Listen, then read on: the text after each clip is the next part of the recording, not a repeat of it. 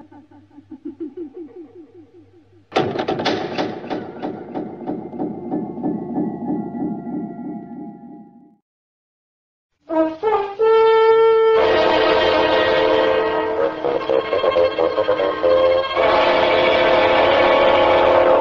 again, it's time to drop in for a visit with our old friend, Dr. Watson, storyteller beyond compare and confidant of the immortal Sherlock Holmes.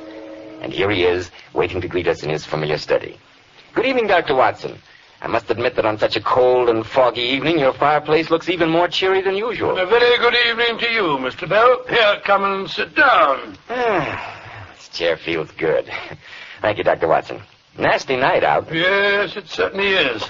In weather like this, I find my old wound gives me an occasional twinge. Giselle bullet, you know. Souvenir of a border skirmish in Afghanistan. Long before you were born, my boy. I've always been amazed, Dr. Watson, that with all the tight spots you and Sherlock Holmes found yourselves in, you were fortunate enough to escape with only one bullet wound. Yes, Holmes used to say that I was born to be hanged. But I can remember more than one narrow escape. As a matter of fact, there's a souvenir of one of them right before you on the mantelpiece. On the mantelpiece? Oh. Small pot of ivy, a framed photograph of you and Mr. Holmes, 2 sporting prints, and a small blue saucer. Not very exciting. You see, Mr. Bell, but you do not observe, as my friend Sherlock Holmes used to say. Oh. That small blue saucer from which an ordinary house cat was accustomed to eat its evening meal was the key that saved an innocent man from the shadow of the gallows and brought a fiendishly clever murderer to justice. It all began one day when Holmes and I, finding it a bit early for lunch as we walked down the Strand, turned into the Old Bailey, wondering if the jury had yet brought in the verdict in a sensational murder case which Holmes had been following in the papers with considerable interest. As we entered the courtroom, we heard the clerk of the court saying, "Prisoner of the bar, you stand convicted of murder by the verdict of a jury of your peers. Have you anything to say before judgment is pronounced upon you?" "Only, my lords and gentlemen of the jury, that I am innocent of this crime." Silence in the court. Robert Saunders, you have been found guilty of the murder of Amanda Post. The sentence of this court is that you be taken to that place from whence you came, and that 2 weeks from today, on the 12th of October, you be hanged by the neck until you are dead. May the Lord have mercy on your soul.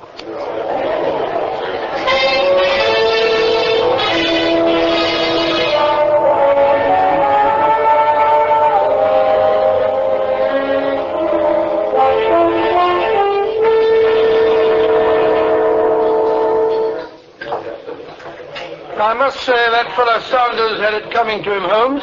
Open and shut case if I ever heard one. I wonder, Watson. Oh, now really, Holmes, even you can't find anything to wonder about in the killing of that poor woman.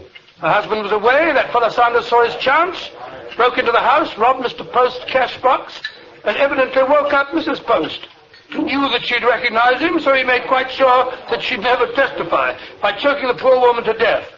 He then tried to burn the house down to conceal his crime.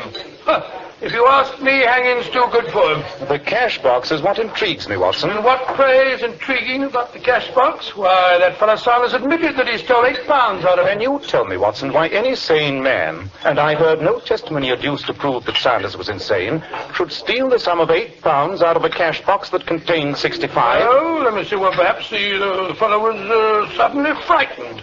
Or the balance might have been in large notes that could have been traced. No way to the chops for me, the habits, Mr. Holmes. Oh, very good, sir. Sorry, Watson, but I can't accept your alternatives. Saunders' only defense, and I grant you that it was a feeble one, was that Mr. Post had owed him £8, and that was his reason for taking only that sum. Oh, delicious. They do a chop here better than any place in London. I suppose you believe Saunders' story. Despite your evident amusement, I do. Well, all I can say, Holmes, is that... Look, that girl over there in the corner, the one who's crying into her handkerchief, didn't we see her in the court just now? Not only did we see her, but as you should know from the drawings which have been published in every newspaper these last few days, she's the fiancée of the convicted man. I said, Holmes, where are you going? Come along, Watson. My curiosity is aroused. Good heavens. The last time your curiosity was aroused, I found myself in the Sahara Desert in the middle of July. I beg your pardon, Miss Caldwell. Oh. I couldn't help noticing your evident distress. And although I don't wish to hold out any false hopes, let me assure you that I share your belief that your fiancé has been convicted of a crime of which he is innocent. You really? Oh, leave me alone. You're another of those newspaper reporters. I assure you, my dear, that I'm not. My name is Sherlock Holmes. Sherlock Holmes? Oh, Mr. Holmes, you really believe that Bob is innocent? Your fiancé, Miss Caldwell, is a young man of good education and very evident intelligence. I cannot bring myself to believe that he stupidly and brutally killed Mrs. Post to conceal a minor theft. Oh, Mr. Holmes, I can't tell you what it means to me just to hear you say that. Wait, even Mr. Briggs, when he was defending Bob in that horrible courtroom, didn't speak as though he believed Bob's own story. But it's true. I know it's true. I haven't much money, Mr. Holmes, but if It's you'll not only... a question of money, Miss Caldwell. I have an ingrained prejudice against seeing the innocent convicted. Suppose you come with Dr. Watson and myself while we pay a visit to the scene of the crime.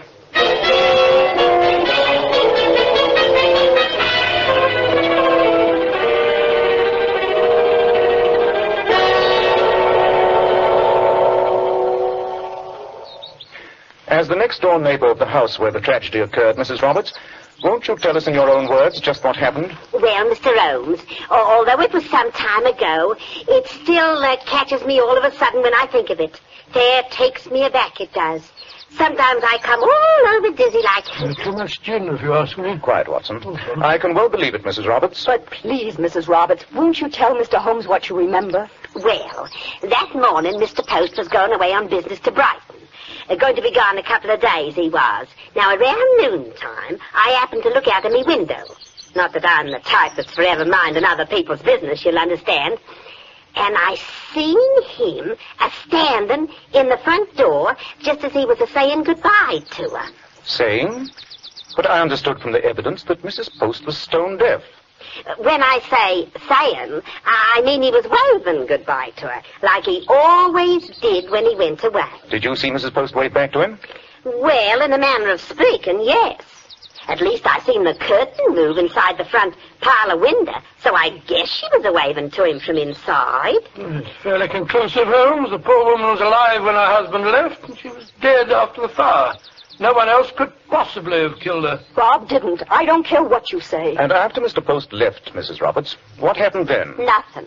I was busy with me housework, frying up a nice bit of fish for me old man's supper I was, and I didn't notice nothing next door until about 8 o'clock that evening. 8 o'clock? But the fire wasn't until midnight. But maybe it's silly of me to mention it. It wasn't anything important. When a murder has been committed, Mrs. Roberts, no fact is unimportant. Well, I never did. It was only at about 8 o'clock. Her cat, Minnie, came scratching and yowling around me back door. Hungry she was. Most enlightening. No, really, Holmes. Was that the cat's usual habit, Mrs. Roberts? No. Amanda Post was loony about that cat. Gave it its supper every night at 6 regular. Liver she used to feed it at 6p a pound. Now, that's scandalous, if you ask me, with poor people starving. Yes, I see. Then what did you do? Well, I fed the cat, and then I went to bed. And the old man and I were as sound asleep as two blessed angels in paradise when we heard the fire engines.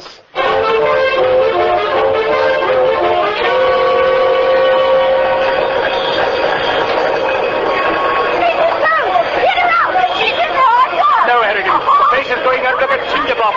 If there's anyone in there, there's nothing we can do for them now.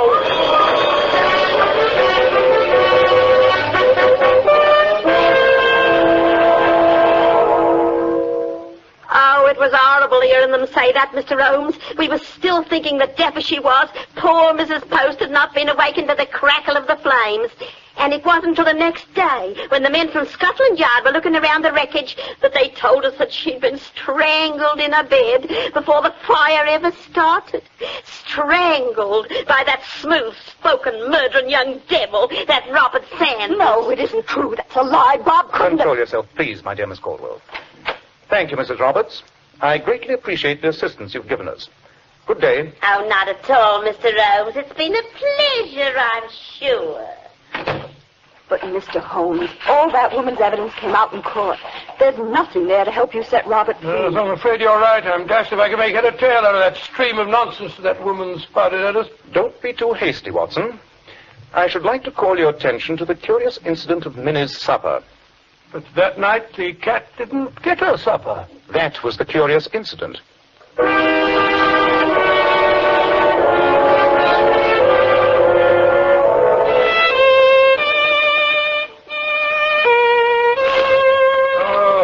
Will you put down that violin for a moment and pay attention?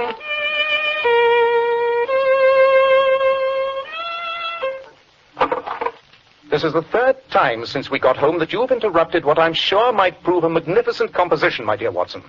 What's the matter now? Well, listen to this note. My dear Mr. Holmes, may I request your immediate presence at my home on a matter of the greatest possible importance. I enclose my cheque for 500 guineas as a retainer, signed Geoffrey Brookfield. In brackets, the Earl of Brookfield. 500 guinea retainer. You calmly sit here on Baker Street, playing the violin. If you like, you may write to Lord Brookfield and tell him that the paintings over which he's so worried have been sold by his son to provide jewels for the dancer with whom the young man is enamored. And send his cheque back to him with my compliments. Come in. Yes, Mrs. Hudson, what is it? A gentleman to see Mr. Holmes, sir. Mr. Post. Mr. Post? Oh, yes. Show him up, will you, please? Yes, sir. You act as though you expected this fellow Post. When I put a ferret down a hole, Watson, I usually do so in expectation of starting a rabbit. You mean those questions of yours, Mrs. Roberts, this afternoon? Our garrulous friend, Mrs. Roberts, is not the type to keep a visit from Sherlock Holmes a secret from the neighborhood. Mr. Post, Mr. Holmes. Good evening, Mr. Post. Mr. Sherlock Holmes? Quite. And this is my friend and colleague, Dr. Watson. Good evening, sir. Doctor. Won't you sit down? Thank you, Mr. Holmes. I prefer to stand.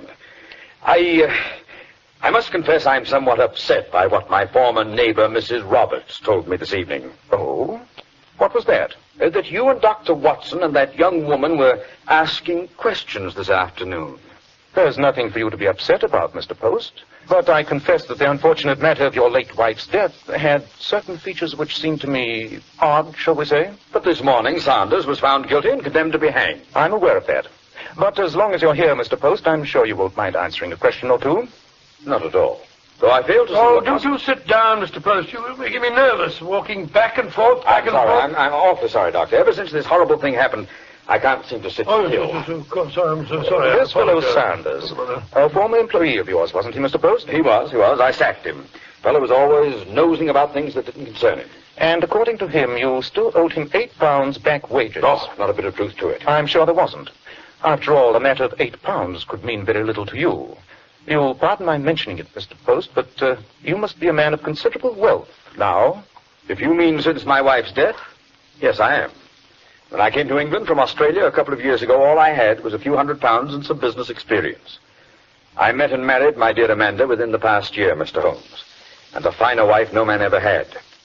I can assure you that I'd give all the wealth she left me, and a dozen times over, to have her back with me. Of course. The sentiment does you credit, sir. Quite. And now that I've met you, Mr. Post, let me assure you that any doubts I may have had in the matter are entirely resolved. I'm glad to hear it, Mr. Holmes. You'll pardon my intrusion, but, well, you understand. Yes, indeed, sir, indeed. Good night, gentlemen. Good night, sir. Good night, Mr. Post. Pleasant fellow. Well, Holmes, I'm glad that your doubts have finally been set at rest. Yes. Any lingering doubts I may have had as to Sanders' innocence have now been completely removed. Sanders' innocence? Watson, does it occur to you that there's something about our friend Mr. Post that doesn't quite ring true? Oh, come, Holmes. Seemed to me a fine, upstanding fellow. But did you happen to notice his curious way of pacing up and down? Well, the poor man's overwrought. Probably can't keep still. It's natural enough, being a doctor. Our sitting room, Watson, is 23 feet in length, with no obstructions in the area where Mr. Post chose to do his pacing. Yet he turned automatically again and again at each end of what I estimate to be an 8-foot walk. 8 foot? What are you driving at? 8 feet, Watson, happens to be exactly the length of a prison cell.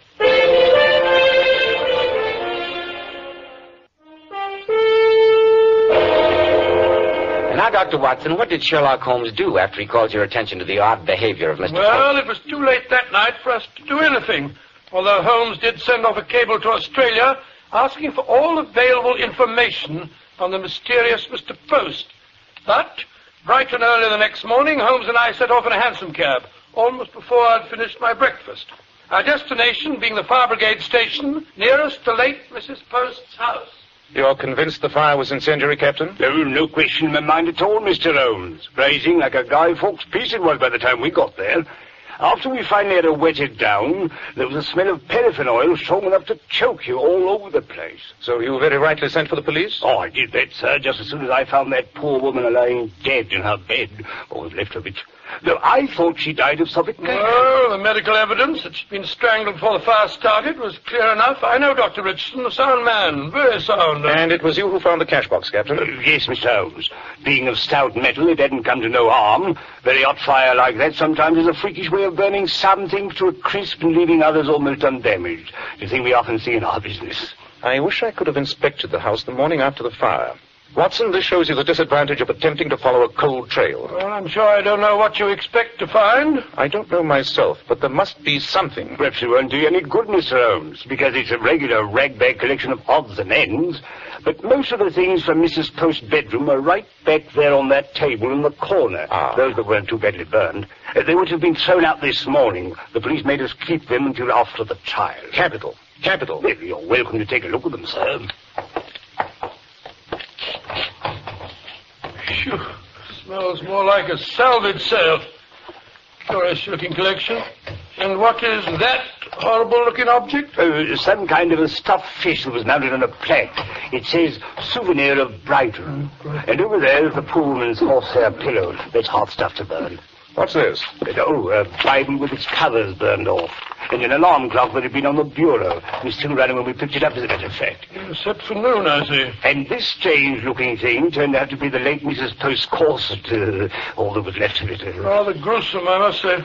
Makes me think of the relics we'll all have to leave behind when we shuffle off this mortal coil, eh? Don't be morbid, Watson. Oh, sorry. And here's some silver that was on the dresser. And these pieces of the pitcher and basin and the soap dish. I'm afraid that's the whole collection. Well, not much to be learnt from that, eh, Holmes? As I've told you on previous occasions, Watson, you see, but you do not observe. And what, may I ask, is to be observed from this insanitary and odorous collection? Only enough, I trust, to remove Robert Sanders from the shadow of the gallows and to substitute the estimable Mr. Post in his place. Good gracious me.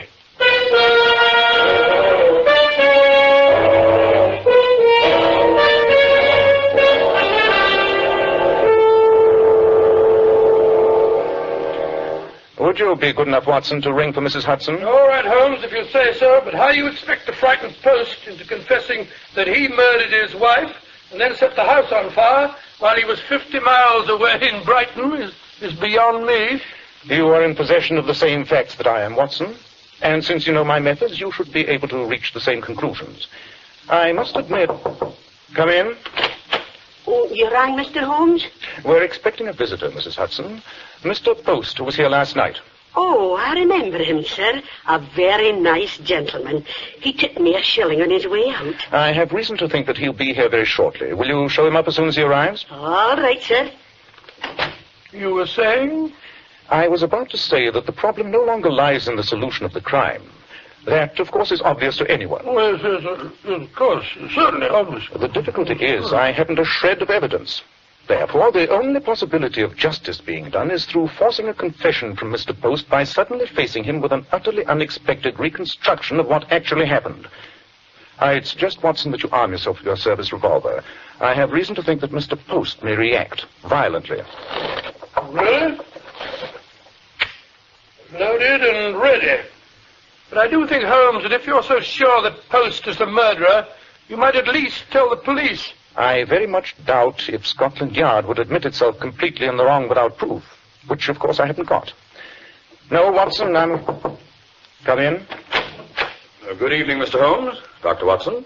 Good evening. I received your note, Mr. Holmes, asking me to call on you at once on a matter of the greatest importance. I'm sorry to trouble you at this hour of night, Mr. Post, but there have been one or two puzzling questions in connection with your wife's death which have been bothering Dr. Watson and myself. But I thought you said last night that all your doubts had been resolved. They had, Mr. Post, but I didn't specify what doubts. I'm afraid you're being a bit cryptic. I must beg you, Mr. Holmes, to come to the point. Very well, Mr. Post. let me present to you a reconstruction of what I can only term a highly ingenious crime. I'm listening. A certain man who, for the moment shall be nameless, meets and courts a wealthy woman who, despite the handicap of her deafness, is still attractive, and marries her. Very interesting, Mr. Holmes. Then, ruthlessly and in cold blood, he strangles this poor, foolish, credulous woman, knowing that under her will he will inherit her fortune. I know what you're insinuating, and Then you admit? I admit nothing. There's no reason why I have to stay here and listen to you insult my wife's memory. Sit down, Mr. Post. You don't dare leave till you discover just how much I really do know. Very well, Mr. Holmes. And just how does this man do what you say he did without getting caught? After he's strangled her, and his other preparations have been made, he stands in the front door of their house, ostensibly waving goodbye to the wife who already lies dead upon her bed. Holmes, Mrs. Roberts said that... The fond farewell is answered, Watson, by a curtain that moves in one of the front windows. Who is there to know that the curtain has merely moved at the twitch of a string held in the murderer's hand? At least, Mr. Holmes, I must congratulate you on your ingenuity. But there were a couple of things the husband overlooked. First, Minnie, his wife's pet cat. Minnie comes to the back door at the usual hour. Her plaintive scratchings produce no result. And why? Because the wife who usually feeds Minnie already lies dead. That's what you meant, Holmes. Precisely, Watson. After which the house is silent until midnight, when suddenly a fire breaks forth. A fire of such intensity as to consume almost all the evidence of the crime. And, most important of all, a fire which was meant to produce in the eye of the beholder an unshakable alibi for the husband, who at that moment was so far away. The fact that Sanders chose to break in that same night was sheer good luck for the murderer, for he gave the police a ready-made suspect. And now let me ask you one question, Mr. Holmes. Just how did the husband of whom you speak produce this conflagration while he was at least 50 miles away? Probably by means of some simple attachment connected to the alarm clock in his wife's room, which was set to go off at 12 midnight, Watson, not 12 noon, as you surmised. Good heavens, Holmes. An attachment which was later destroyed by the heat of the fire. Very pretty piece of fiction, Mr. Holmes. Of course, it would never stand up in a court of law. I'm not so sure, Mr. Post. Oh, I am. After all, it would just be your word against mine. Yes. The word of Sherlock Holmes against that of an ex-convict. Why, you... Two of whose previous wives died in Australia under suspicious I circumstances. won't listen to any more. What's been said is sufficient. He'll never get me for those other two, nor for this one. Then you'll do it, Nick. Yes, yes. I killed my wife, but you never see me...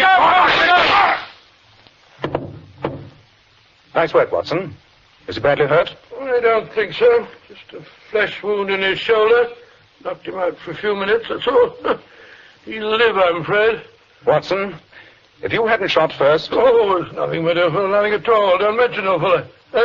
Tell me, how did you ever deduce that whole story just from the fact that the cat didn't get her supper? I didn't, Watson. Oh, you said that... The incident of the cat's supper served to make me suspicious. I only became certain at the fire station when I saw the alarm clock. But, Holmes, I saw that alarm clock. Seemed like a perfectly ordinary clock to me. As I remarked before, Watson, you see, but you do not observe. Why would a woman who is stone deaf have set an alarm clock to waken her at 12 o'clock? Well, of all the blind idiots... Quite. Now, old chap, ring for Mrs. Hudson, will you? I think perhaps the police might be interested in our friend, Mr. Post.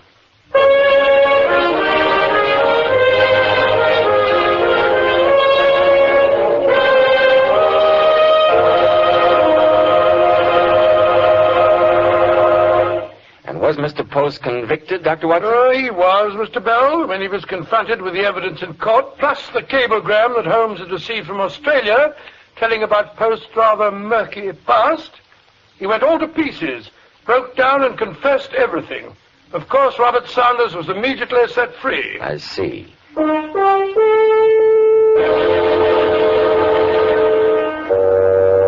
Tonight's new Sherlock Holmes adventure was suggested by an incident in Sir Arthur Conan Doyle's story, The Boscombe Valley Mystery.